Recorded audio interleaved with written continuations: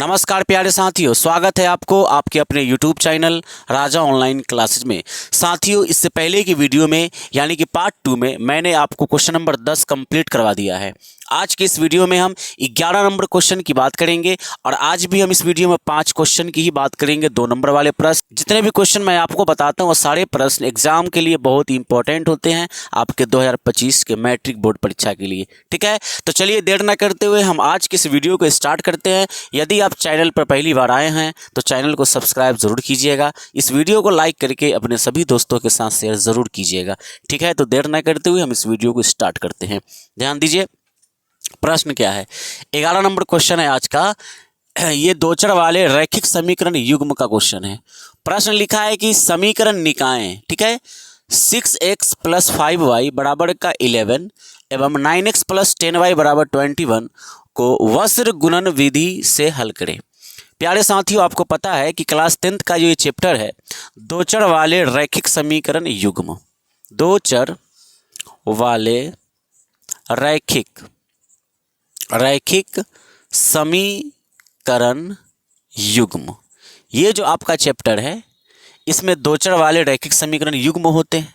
और आपको ये भी पता है कि इसका जो व्यापक रूप होता है वह कैसा होता है, तो a1x + b1y + c1 बराबर 0 पहला इक्वेशन होता है ये। सेकंड, a2x + b2y + c2 बराबर 0, ये समीकरण नंबर 2। तो ये दोनों को आप क्या बोलते हैं, युग्म बोलते हैं। इसमें दो चर है, एक्स वाई दो चर है और रैखिक है, इसलिए कि इसका पावर 1 है, इसलिए आप इसको बोलते हैं दो चर वाले रैखिक समीकरण। समझ रहे हैं, क्योंकि रैखिक का मतलब होता है पावर 1 वाला, जिसका पावर 1 हो उसे आप रैखिक कहते हैं, दो पावर वाले को द्विघात बोलते हैं, इसलिए इसका नाम हो जाता है दो चर वाले रैखिक समीकरण। और जोड़ा में है, पेयर में है, तो इसको आप युग्म कहते हैं। ये बात तो आपको पता ही होगा।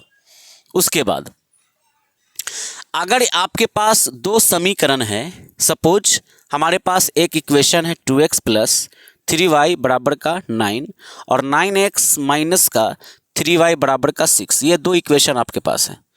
तो इसमें क्या करना होता है कि जो x और y का मान है उसे हमको ज्ञात करना होता है कि x और y का मान क्या है। ठीक है, और x और y का मान निकालने के लिए समीकरण को हल करना पड़ता है। और हल करने के लिए क्लास 10th के अंदर आपने 5 विधि जरूर सीखा होगा। कितना विधि? 5 विधि। ठीक है, एक और विधि होता है ग्राफीय विधि, वो आपको एग्जाम में स्पेशल सवाल पूछा जाता है कि इस समीकरण को ग्राफीय विधि से हल करें। 5 विधि जो आपका है उसमें से पहला विधि आपने सीखा होगा, आप सीखते हैं लुप्तीकरण विधि, ये आपने सीखा होगा। उसके बाद आप जरूर सीखे होंगे प्रतिस्थापन विधि से समीकरण को कैसे हल किया जाता है, ये भी आपने जरूर सीखा होगा। उसके बाद आप जरूर सीखे होंगे वज्र गुणन विधि। अगर आपने नहीं सीखा है तो इससे जो ये जो क्वेश्चन 11 नंबर है, इसमें वज्र गुणन विधि से इसको हल करना है, x और y का मान निकालना है। नंबर 4 की बात करते हैं, आप सीखे होंगे अनुपात निर्णय विधि, है ना, या फिर यहाँ पर हम एक और लिख देते हैं पहले, तुलनात्मक विधि। ठीक है, और नंबर 5 अनुपात निर्णय विधि। ये 5 ऐसे रूल्स है जिसकी सहायता से 1 2 3 4 5 इसकी सहायता से समीकरण को हल किया जाता है। और सबसे बेस्ट जो इसमें विधि है वो आपका क्या है, लुप्तीकरण। कौन सा विधि है? लुप्तीकरण विधि है। लुप्तीकरण विधि से हिसाब जल्दी लुप्त हो जाता है और आराम से हम x और y का मान निकाल लेते हैं। ये आसान सा विधि होता है, आपको पता होना चाहिए। काट छांट वाला जो होता है उसके गुणांक को बराबर करके आगे बढ़ते हैं। इसके अलावा आप ग्राफीय विधि सीखे होंगे, ग्राफीय विधि। और ये 5 नंबर से सवाल इससे स्पेशली पूछा जाता है। समीकरण दे देगा, सपोज कीजिए ऐसा, और कहेगा ग्राफीय विधि से हल करें। बाकी इन विधियों से आप ज़रूर हिसाब को बनाए होंगे। अधिक तौर पर लुप्तीकरण विधि का इस्तेमाल लोग करता है, जल्दी बनता है हिसाब। लेकिन इस क्वेश्चन में क्या करना है, वज्र गुणन विधि का उपयोग करना है। बात समझ गए? तो हम लोग वज्र गुणन विधि का इस्तेमाल करके और 11 नंबर प्रश्न को सॉल्व करते हैं। ठीक है, ये बात हम इसलिए समझा दिए हैं ताकि आपको कुछ पुरानी बातें याद हो जाए। अब ज़रा ध्यान दीजिएगा। सबसे पहले आप यहाँ पर सॉल्यूशन लिखेंगे और क्या लिखेंगे, दिया है, दिया गया समीकरण। समीकरण एक आपके पास है 6x + 5y बराबर का 11। इस 11 को आप इस तरफ ले आइए। ठीक है, तो 6x + 5y और इस तरफ आ गया तो माइनस में आ जाएगा और इस तरफ क्या बचेगा, 0, कुछ नहीं तो 0 और समीकरण ये 1 हो गया। दूसरा जो आपके पास है उसको यहाँ पर लिखिए तथा 9x + 10y बराबर का 21। इसको भी आप सीधा कर लीजिए, इसको भी सीधा कर लीजिए, 21 को इस तरफ ले आइए बराबर का 0, समीकरण नंबर 2।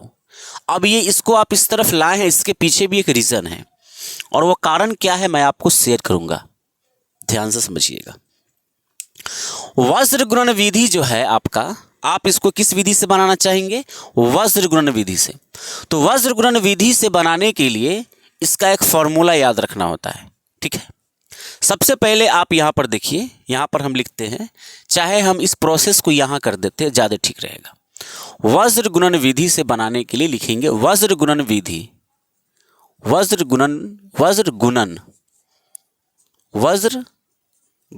विधि इसी से आप बनाना चाहते हैं।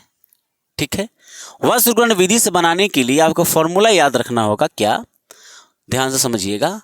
आपको लिखना है x, फिर आपको लिखना है y और फिर आपको लिखना है 1।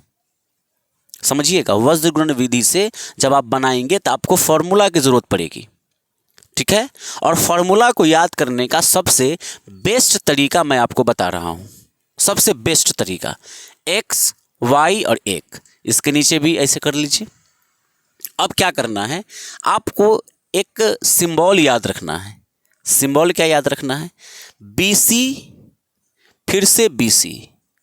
ठीक है, y के बटा में आपको लिखना है, y के बटा में जो है आपको लिखना है CA और 1 के बटा में लिखना है आपको AB।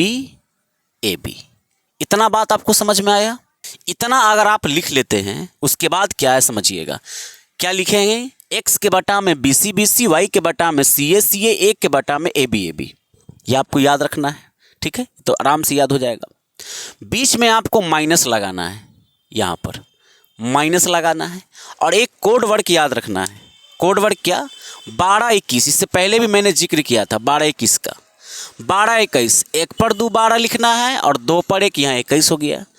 1 पर 2 12 और यहाँ 2 पर 1 21। 1 पर 2 12, 2 पर 1 21। तो ये 12-21 आपको याद रखना है और उसके बाद यहाँ पर बराबर का चिन्ह लिख देना ऐसे। ठीक है, ये लिख दिए।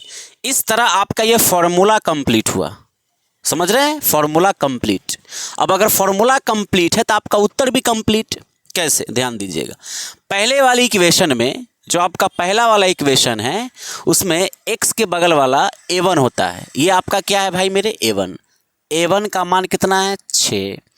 ये क्या है आपका b1, तो b1 का मान कितना है, 5। ये क्या है, c1, तो c1 का मान कितना है, -11। माइनस के साथ लेना है, यहाँ पर आ जाइए। ये a1 था तो ये a2 हो जाएगा, a2 बराबर 9। फिर इसके बाद ये b2 है आपका 10 और c2 का मान कितना है, -21। क्लियर है ये चीज़ें? अब आराम से यहाँ मान रखिए। मान रखते ही आपका उत्तर आएगा। कुछ नहीं करना है, x अपने जगह पर है, b1 को गुना करना है c2 से। ये रहा आपका b1 और ये रहा आपका c2, यानी 5 गुना 21, 5 गुना 21। ध्यान दीजिएगा, 5 गुना है ना 21, पहले 21 लिख देते हैं, ज़्यादा ठीक रहेगा, है ना। चलिए, माइनस इस 21 गुना कितना हो जाएगा भाई मेरे, -21 गुना 5। ठीक है, ब्रैकेट, और यह माइनस b2 c1। b2 कितना है 10 और c1 कितना है 11, तो -11 गुना 10, -11 गुना 10। कोई दिक्कत नहीं सर, बराबर लिखेंगे। अब y के लिए लिखना है तो y बटा c1 a2। देखिए c1 है -11 और A2 है 9, तो -11 गुना 9, ठीक है। फिर माइनस है C2A1, C2 है 21 माइनस का 21 है ना, C2 और A1 का मान कितना है 6, तो यहाँ पर हो जाएगा 6, ठीक है। आगे बढ़ते हैं, बराबर 1/,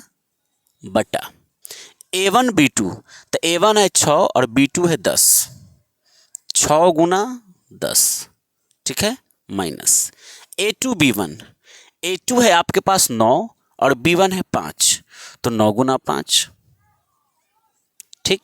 आगे बढ़िए, यहाँ पर क्या है x/, इसको गुना कीजिएगा तो ये हो जाएगा 105 और माइनस माइनस प्लस 11 दहाई 110 बराबर y अपने स्थान पर माइनस का 11 नवा 99 हो जाएगा, माइनस माइनस प्लस और 21 गुना 6 126 हो जाएगा, है ना। गुना करेंगे 6 एकम 6, 6 दूना 12, बराबर का बराबर 1/, लास्ट में 6 दाही कितना होता है 60 और -9 × 45।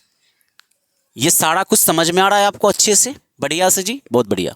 आगे देखिएगा, अब यहाँ पर क्या होगा, x/, 105 में से 10 घटेगा तो 5 बचेगा प्लस में, बराबर y/, 99 में से 26, 126 में से 99 घटाएंगे, 16 में से 9 घटाएंगे तो 7 हो जाएगा, और ये कितना बचेगा प्यारे बच्चों 11, 11 में से 9 घटेगा तो 2 बचेगा, यानी 27, ठीक है। और बराबर 1/60 में से 45 घटाएंगे, 10 में से 5 गया 5 और 5 में से 4 गया 1, 15।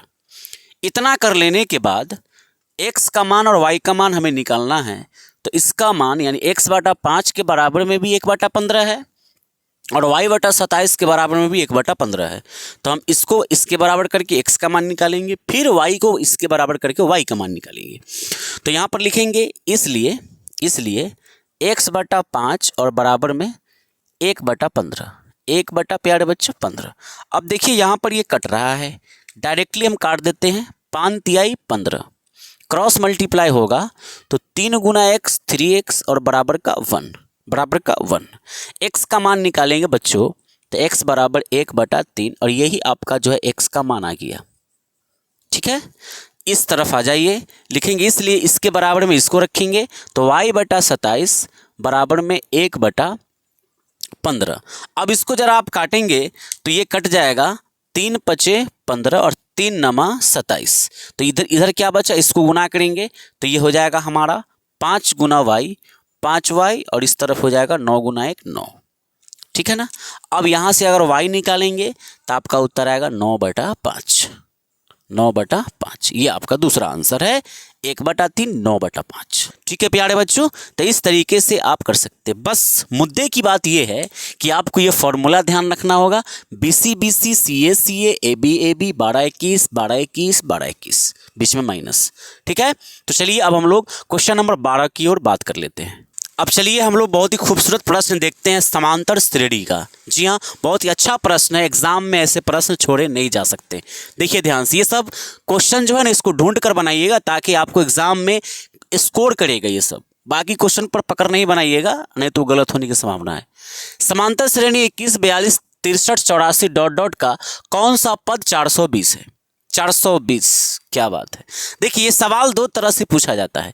अगर ये सवाल आपसे ऐसे पूछा जाता, एक तो आपसे ये पूछा कि समांतर श्रेणी 21 42 63 21 42 63 और 84 ... का कौन सा पद, कौन सा पूछा है, कौन सा पद 420 है, कौन सा पद क्या है भाई 420 है। कहने का मतलब कि जैसे पहला पद 21 है, दूसरा 42 है, तीसरा 63 है, चौथा 84 है, तो कौन सा पद 420 है। मतलब यानी पहला 21, दूसरा 42, तीसरा 63 है, चौथा 84 है, उसी तरह पांचवा कुछ होगा, छठा कुछ होगा, सातवां होगा। उसी प्रकार बताइए कि 420 कैमा नंबर का पद है। एक तो ये प्रश्न हुआ जिसमें आपको एनवा पद मानकर आंसर निकालना है, यानी आपको नहीं पता कि कौन सा पद 420 है, तो एनवा पद आप मान लिए कि भैया जी 420 है, एनवा पद। ठीक, एक सवाल आपसे ऐसे पूछा जा सकता है, इसी प्रश्न को हम समझा देते हैं। 21 42 63 84 ... इस तरीके से लिख दिया। ठीक है। और पूछेगा कि 21 42 21 42 63 84 है ना, 84 का 10वां पद क्या है, इसका 10वां पद क्या है, 10वां पद क्या है, ये पूछा जा सकता था। या 11वां पद क्या है, 12वां पद क्या है। जैसे चौथा पद यहाँ 84 है, तीसरा पद 63 है, तो 10वां पद कौन सा है।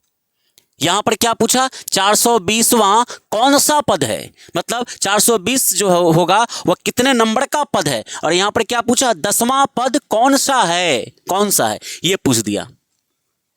क्लियर। तो अगर यहां पर पूछा है कि 420 जो है कौन सा पद है, तो nवां पद आप निकालेंगे, n का मान निकालेंगे फॉर्मूला में। और यहां पर आपसे अगर पूछा जाएगा कि 10वां पद क्या है, तो ये खुद आपका नंबर है n, यही आपका है। तो यहां पर आप an का फॉर्मूला लगाकर an का मान निकालेंगे, क्योंकि फॉर्मूला होता है ना n बराबर a plus n minus 1 into D. तो ये जो प्रश्न है उसमें an का मान निकालिएगा, आंसर आ जाएगा। n का ही मान रखना है, n के जगह पर 10 रखिए, a के जगह पर a का मान, d के जगह पर d का मान रखिए और ये आंसर होगा। लेकिन पहले वाला जो क्वेश्चन है, यानी ये जो प्रश्न पूछा गया है जिसमें 420 पूछा आपसे कि 420 कौन सा पद है, तो इसमें आपको n का मान ही निकालना होगा। और n का मान आपको दिया नहीं है, तो n का मान निकालेंगे तो वो आपका उत्तर हो जाएगा। ठीक, तो दो तरह का क्वेश्चन समझ में आ गया। आगे बढ़ते हैं। ये समझाना बहुत ज़रूरी था, क्योंकि बच्चा फ़र्क नहीं समझ पाता है और दोनों में जो n का ही मान या n का मान निकाल देता है। देखिए सॉल्यूशन लिखेंगे, चूंकि दिया गया है AP मतलब अर्थमेटिक प्रोग्रेशन 21 42 63 84 और ये डॉट डॉट आगे की ओर जा रहा है। कहाँ तक जा रहा है, ये 420 तक जा रहा है। ठीक है, 420 तक जा रहा है। किसी तरह का कोई दिक्कत नहीं सर, कोई दिक्कत नहीं है। आप जानते हैं कि जो पहला वाला पद है इसको आप ए बोलते हैं, प्रथम पद 21 हो गया।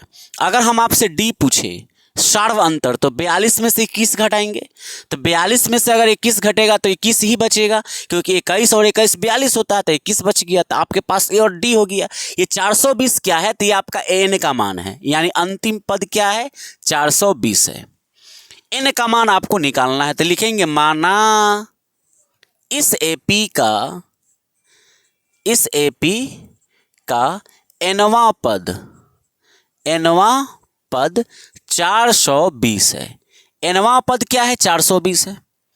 तो इस एन का मान क्या है, तो लिखेंगे इसलिए ए एन बराबर formula a plus n minus 1 into d. अब ए एन का मान 420 बराबर ए का मान यहाँ पर 21 दे दिया, डाल दीजिए। और एन का मान आपको पता नहीं, डी आपका 21 है।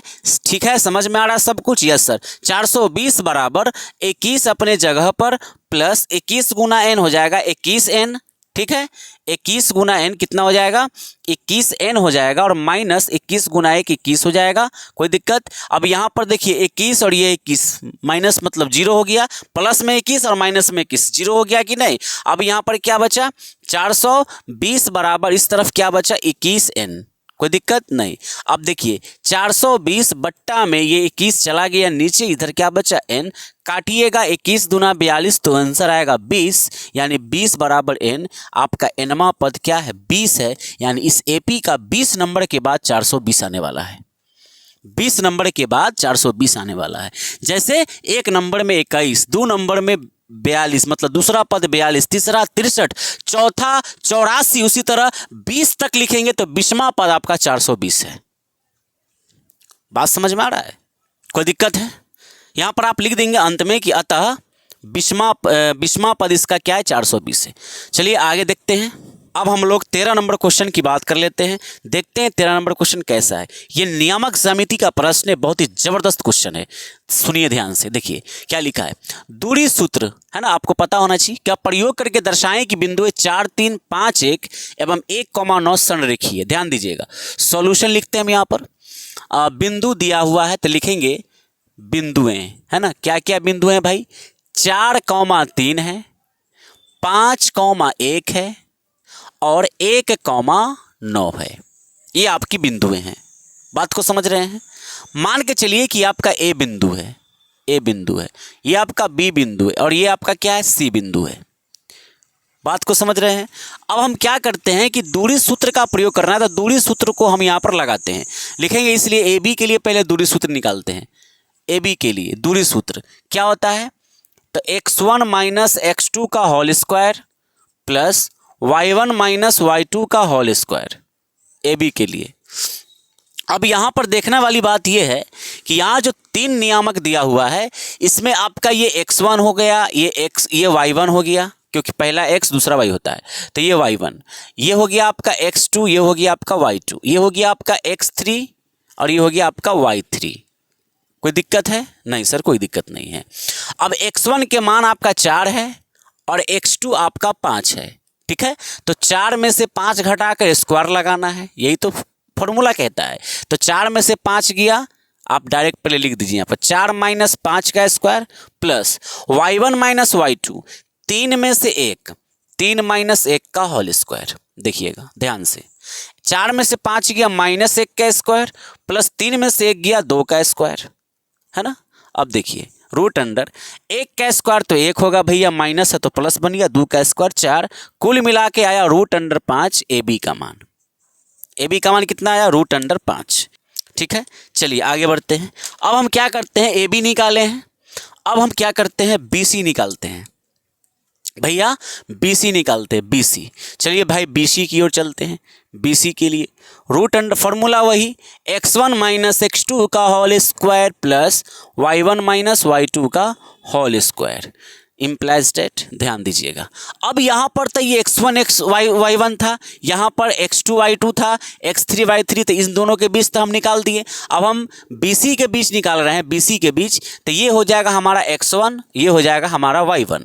बात समझ रहे हैं, ये x1 y1 x2 y2। अब यहाँ पर निकालिए, देखिए 5 में से 1 घटाइए, x1 माइनस x2, 5 में से 1 गया, यानी 5 माइनस 1 का square plus y1 minus y2, 1 minus 9 का स्क्वायर। कोई दिक्कत है? नहीं। 5 में से 1 गया 4 का स्क्वायर प्लस 1 में से 9 गया माइनस 8 का स्क्वायर। आगे बढ़ते हैं, 4 का स्क्वायर 16, 8 का स्क्वायर 64, इसको अगर आप जोड़ेंगे तो 6 4 10 की 0 हासिल, 1 6 1 7 और 1 8, 80 हुआ। अब 80 का जरा ब्रेक कीजिए एक बार के लिए, है ना। तो ये 40, 2 से ये 20, 2 से 10, 2 से 5, इसको आप क्या लिखेंगे प्यारे साथियों, इसको लिखेंगे 2 कई बार आया है, 1 2 3 4 बार, तो 2 के पावर 2 गुना 2 के पावर 2 और यहाँ पर 5, इन दोनों स्क्वायर से इस पर का रूट तो कट गया, तो 2 गुना 2 बाहर गया, अंदर में 5 बचा, यानी 4 रूट 5, ये आपका BC आ गया। क्या आ गया? BC का मान आ गया 4 रूट 5, ठीक है। अब देखिए आगे बढ़ते हैं, अब हम क्या करते हैं, यहाँ पर कर ले रहे हैं। अब हम क्या करते हैं, ए बी निकाल लिए, बी सी निकाल लिए, अब हम क्या करते हैं कि ए से लेकर सी निकालते हैं, यानी ए सी निकालते हैं। फॉर्मूला वही x1 माइनस x2 का whole square plus y1 minus y2 का होल स्क्वायर, ठीक है। आगे बढ़ते हैं, देखिए ए सी निकाल रहे हैं ना, तो ये आपका x1 y1 है, ये आपका x2 y2 है, ये तो सही लिखा हुआ था, ठीक है ना। इसको मिटा देते हैं थोड़ा देर के लिए। 4 में से 1 घटाइए 3, चलिए एक बार के लिए लिख देते हैं, प्लस 3 में से 9 घटाइए, 3 माइनस 9, ठीक है। ध्यान दीजिएगा, 4 में से 1 गया 3 का स्क्वायर प्लस 3 में से 9 गया 6 का स्क्वायर माइनस में, इम्प्लाइज डेट 3 का स्क्वायर 9, 6 का स्क्वायर 36, 36 में 9 जुड़िएगा तो कितना हो जाएगा प्यारे बच्चों? 45। 45 को ब्रेक कीजिए, 3 से लगाइए, तो ये 15 तिया 45, 3 से ये 3 5 15, इसको आप क्या लिखेंगे? 3 का स्क्वायर और गुना में 5। स्क्वायर जिस पर है वो तो गया बाहर, जिस पर नहीं है वो है अंदर। ये आपका AC का मान है। ये किसका मान है प्यारे साथियों? AC का मान है। अब ज़रा सा देखिए यहाँ पर, संरेखी का मतलब क्या है? संरेखी का मतलब है कि अगर 3 बिंदु, यहाँ पर ध्यान दीजिएगा, 1 बिंदु, 2 बिंदु, 3 बिंदु, ये A, ये B और ये C, ठीक है। तो इसका मतलब ये हुआ कि AB है ना, इस सब में देखिए AB का मान रूट 5 है, BC का मान 4 रूट 5 है और AC का मान 3 रूट 5। इन तीनों में बड़ा कौन है? BC। तो BC का जो मान होगा ना, BC का मान अकेले AB प्लस AC के बराबर होगा, यानी BC अकेले होगा, BC अकेले होगा AB ए बी प्लस ए सी के मान के। अगर ऐसा होता है तो ये संरेखी है। कैसे लिखेंगे यहाँ पर कि बी सी बराबर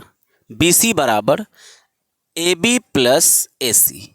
ठीक है, तो बी सी का मान कितना है 4√5। ये चेक करने का तरीका है, 4√5। और ए बी का मान कितना है √5 और प्लस ए सी का मान है 3√5। देखिए 4√5 बराबर 3√5 और 1√5 कितना हुआ 4√5 हुआ। अतः ये बराबर है, तो हम लिखेंगे बिंदु क्या है संरेखी है। बिंदु क्या है संरेखी है। अगर इन तीनों की बिंदुएं बड़े बिंदु मतलब बड़ा जो आया हमारा उत्तर, ये इकाई जो आया इसकी ये इकाई वो इकाई, तो अगर बड़ा वाला इकाई दो छोटे छोटे इकाइयों के जोड़ के बराबर नहीं होता तो ये बिंदु संरेखी नहीं होता। समझ में आ गया। चलिए अच्छी बात है। ये हो गया 13 नंबर प्रश्न का सॉल्यूशन। अब हम बढ़ते हैं 14 नंबर की ओर। अब हम लोग क्वेश्चन नंबर 14 को देख लेते हैं। ये त्रिकोणमिति का बहुत ही लाजवाब प्रश्न है। देखिए क्वेश्चन है कि यदि x बराबर a sine theta plus b cos theta, x का मान दिया है ये, ठीक है, और y का मान दिया है a cos theta minus b sine theta.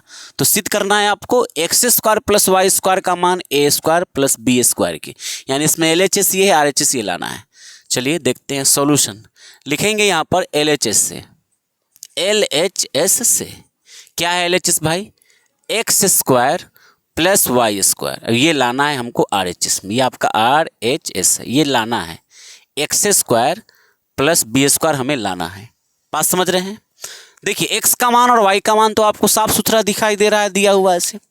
एक काम करते हैं, रख देते हैं यहाँ पर रखेंगे x के जगह पर ये वाला x का मान, तो a sine theta plus b cos theta x के जगह पर रख देंगे, तो ये हो जाएगा a sine theta plus b cos theta.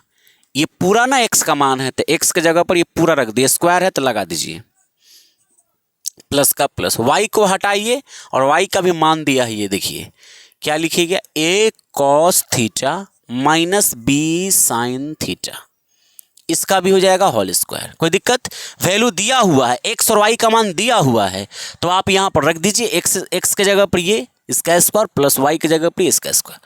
अब देखिए आप एक फॉर्मूला जानते होंगे a प्लस बी का होल स्क्वायर क्या होता है, a² plus b² plus 2ab, और एक फॉर्मूला a माइनस बी का होल स्क्वायर क्या होता है, a² plus b² minus 2ab। समझ रहे हैं कि नहीं।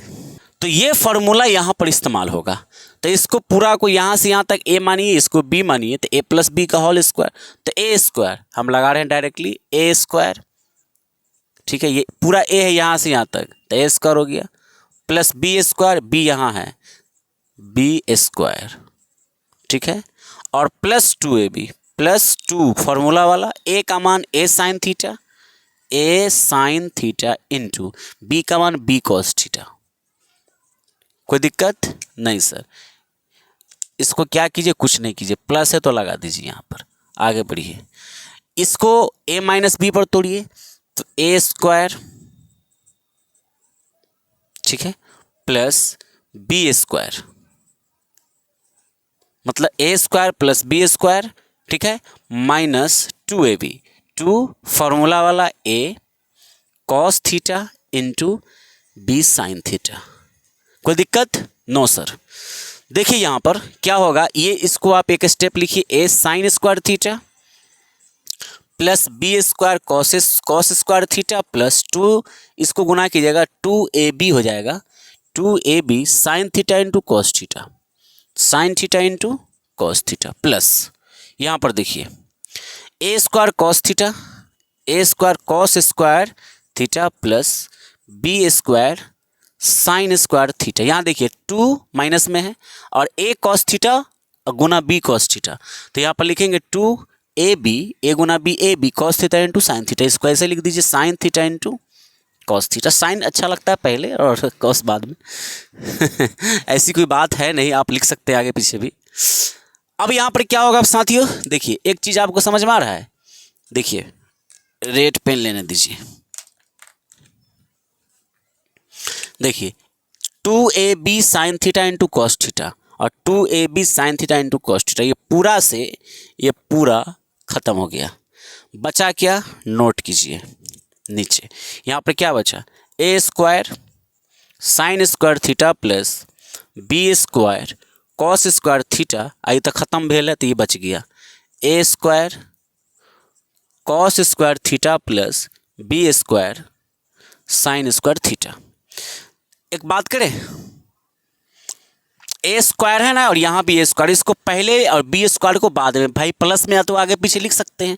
तो एक काम करते हैं, ए स्क्वायर वाला को पहले लिखे तो ए स्क्वायर वाला को लिख देते हैं पहले, A square cos square theta और प्लस बी वाला को एक साथ लिख देते हैं, B square cos square theta, इसको और फिर इसको लिख दीजिए साथ में, क्योंकि प्लस में तो आगे पीछे लिखा सकता है ना साथियों। अरे भाई 2 + 4 + 3, 4 3 7 2 9, या 3 + 2 + 4, आगे पीछे भी लिख कर जुड़िएगा तो वही आएगा। अब देखिए ए यहाँ भी है, ए यहाँ भी है, तो दोनों में ए है तो ए को आप ले लीजिए कॉमन, तो यहाँ सॉरी ए स्क्वायर को कॉमन कर लीजिए, तो यहाँ क्या बचेगा, साइन स्क्वायर थीटा प्लस यहाँ बचेगा कॉस स्क्वायर थीटा प्लस यहाँ दोनों जगह बी स्क्वायर है तो कॉमन ले लीजिए, यहाँ बचेगा कॉस स्क्वायर थीटा, या पहले साइन स्क्वायर थीटा लिख लीजिए और प्लस में कॉस स्क्वायर थीटा। ठीक है, अब आगे देखिए, ए स्क्वायर तो बाहर है और sign square theta plus cos square theta का मान एक होता है, प्लस बी स्क्वायर अपने जगह पर और गुना sine square theta plus cos square theta बराबर 1, तो ए स्क्वायर गुना 1 ए स्क्वायर और बी स्क्वायर गुना 1 बी स्क्वायर, यही आपको लाना था, RHS प्रूव्ड करना था, जो कि यहाँ पर हो चुका है, ए स्क्वायर प्लस बी स्क्वायर। आ गया, किसी तरह का कोई परेशानी नहीं सर, कोई दिक्कत नहीं है। तो ये है मोटा मोटा क्वेश्चन सब करने के लिए, बहुत आसान है, कर सकते हैं, है ना। तो आज कुछ ज़्यादा लंबा हो रहा है वीडियो, हम चाहते हैं कि 4 क्वेश्चन पर इसको छोड़ दें और हम अगला क्वेश्चन अगले वीडियो में लेकर उपस्थित हो जाएंगे।